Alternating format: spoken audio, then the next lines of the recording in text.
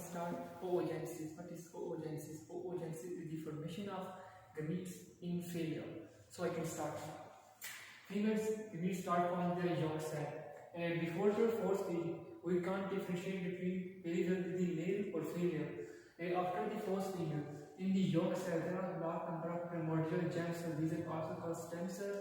They go to the collateral region in their embryo and differentiate into the male and female gametes due to sex-determined region of a chromosome or Y chromosome in male. So this process it can be differentiated into the male gametes, and there are a lot of drugs like Mullerian and Wilson drugs that also differentiate between the male and female gametes. When in the first of all, these primary primordial germ cells are first differentiate through the mitosis into large number of oogonia.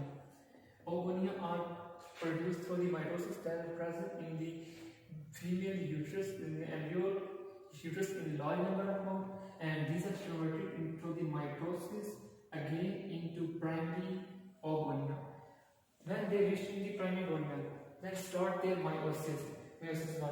But in female, their primary oogonia are formed before their delivery of baby from the female uterus. It means these are formed in the female developing baby in utero. These are large number of primary oogonia formed, but these are arrested. It means they can't further go into their maturation into mature ovum. These are arrested in the prophase.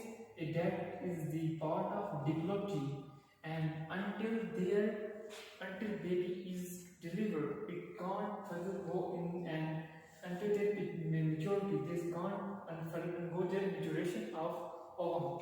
After baby is delivered and reach their puberty, then they can further differentiate it into the ovary, into a puberty. About 2.5 million are primary oogonia present in every female. These are formed in utero. Then these then further grow and converted into the primary germ cell, primordial germ cell.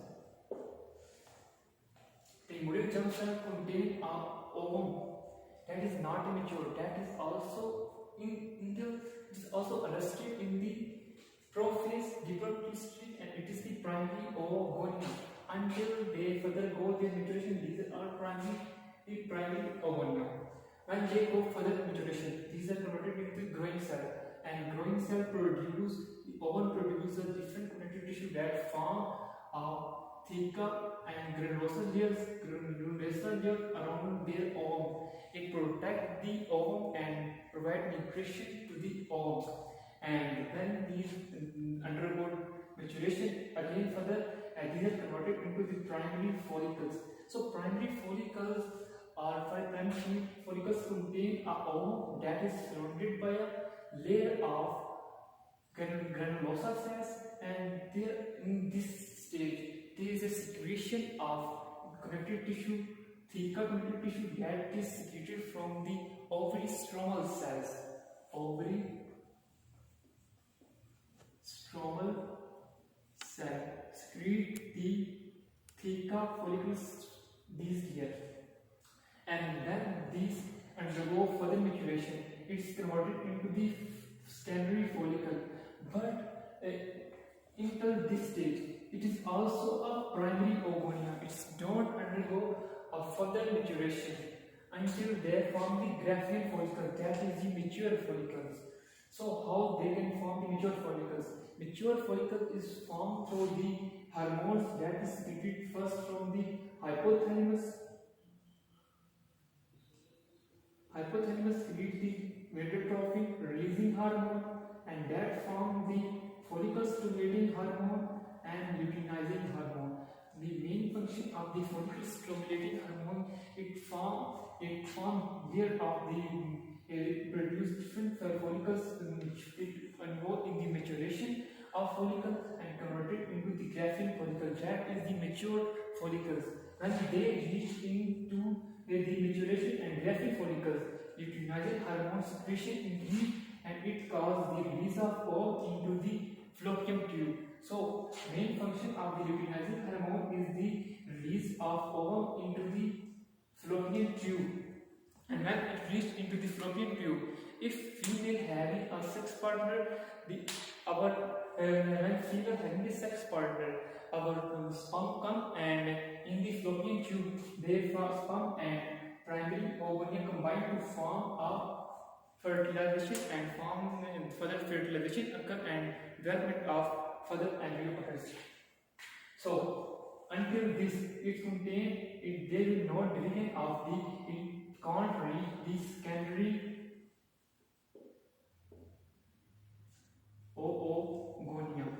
It reach in the secondary oogonia and then further it is converted into the started the secondary meiosis 2.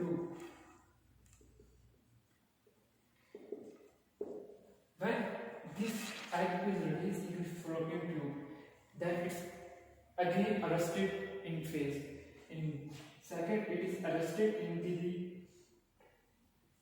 metaphase, meiosis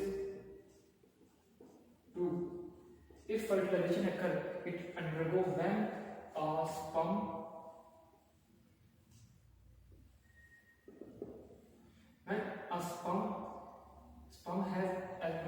has stayed its body and it has called the acromion process that contain different enzymes. When it reaches into the membrane of ovum, it releases different enzymes and penetrate in genetic material into the female ovum and fertilization occurs. If fertilization does not occur, then it remains into the metaphase state and its degeneration occurs and it's released through the menstruation in the form of blood through the female vagina. And if there is a fertilization occur, it further divide and form different cells. It will replicate and form different cells, blastocyst state, and it is implanted into in different cells in the form of trigeminal layer, bigeminal layer, trigeminal layers, and forms interstitial trophoblast. Trophoblast is there, and in the uterus it is implanted and undergo the further maturation and building of baby, and that's end of oogogenesis. And thank you for watching.